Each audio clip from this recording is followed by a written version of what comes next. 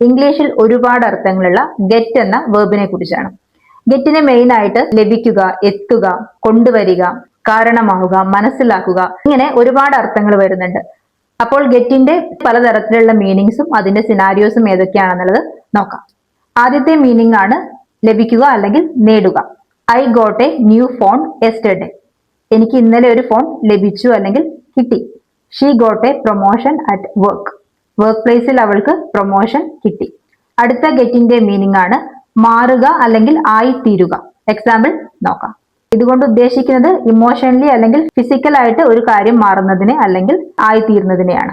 It is getting dark outside. പുറത്ത് ഇരുട്ടായി മാറുന്നു. ഇനി മെന്റൽ സ്റ്റേറ്റിന് അല്ലെങ്കിൽ ഫീലിംഗ്സിനെ കുറിച്ചുള്ള ഒരു എക്സാമ്പിൾ.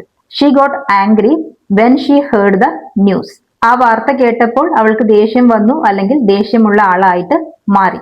അടുത്ത മീനിങ് ആണ് എത്തുക. Example what time did you get home. എത്ര മണിക്കാണ് നിങ്ങൾ വീട്ടിലെത്തിയത്. അടുത്ത എക്സാമ്പിൾ ആണ് we got home very late last night. ഇന്നലെ രാത്രി വളരെ വൈകിയാണ് ഞങ്ങൾ വീട്ടിലെത്തിയത്. അടുത്ത മീനിങ് ആണ് ടു അണ്ടർസ്റ്റാൻഡ് അല്ലെങ്കിൽ മനസ്സിലാക്കുക. Example I get the joke now. എനിക്ക് ഇപ്പോൾ ആ തമാശ മനസ്സിലായി. Did you get what the teacher explained. Teacher explain ചെയ്ത് നിനക്ക് കിട്ടിയോ അല്ലെങ്കിൽ മനസ്സിലായോ. അടുത്ത മീനിങ് ആണ് ടു ബ്രിങ് അല്ലെങ്കിൽ കൊണ്ടുവരിക. Example can you get me a glass of water. എനിക്കൊരു ഗ്ലാസ് വെള്ളം കൊണ്ടുവരാമോ. Go get your coat. പോയിട്ട് കോട്ട് എടുക്കൂ അല്ലെങ്കിൽ കൊണ്ടുവരൂ. അടുത്ത ഗെറ്റിന്റെ മീനിങ് ആണ് കാരണമാവുക അല്ലെങ്കിൽ മറ്റൊരാളെ കൊണ്ട് ചെയ്യിക്കുന്നതിന്, കോസേറ്റീവ് വെർബ് ആയിട്ട്. എക്സാമ്പിൾ നോക്കാം. I got the plumber to fix the leakage.